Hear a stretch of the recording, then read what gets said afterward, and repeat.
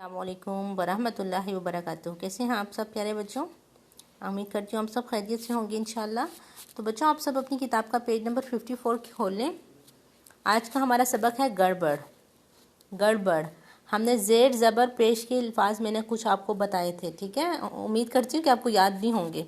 तो उसके ही मुताबिक जो है आज हम ये पढ़ेंगे। इसमें बहुत से अल्फाज ऐसे दिए जिन पे ज़बर दी गई है, ठीक है।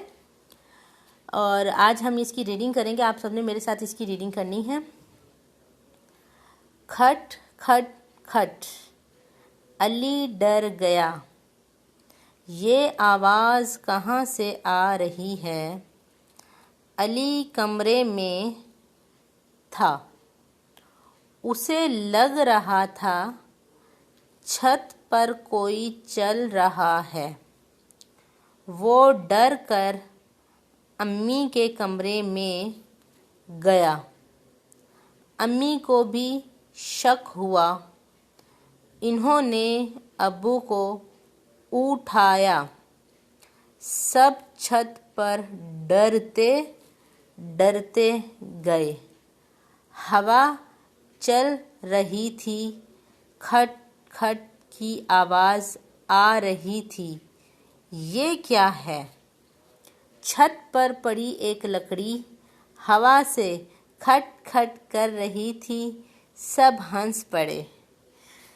तो बच्चों, ये कहानी थी। इसको आपने ख़ुद भी रीड करना है, अच्छे से रीड करना है। इसमें कुछ मुश्किल अल्फाज हैं, जैसे कि सबसे पहले आपने अपने सबक का नाम लिखना है गड़बड़, फिर है खट खट, और फिर है छत, उठाया, शक, ठीक है, लकड़ी, और है डरते।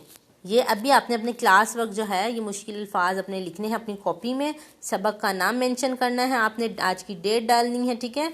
और आपने फिर ये मुश्किल अल्फाज लिख के मुझे इनकी तस्वीर सेंड करनी है, ठीक है। साथ में बेटा पेज नंबर 55 और 54 ये 2 पेजेस हैं आपके।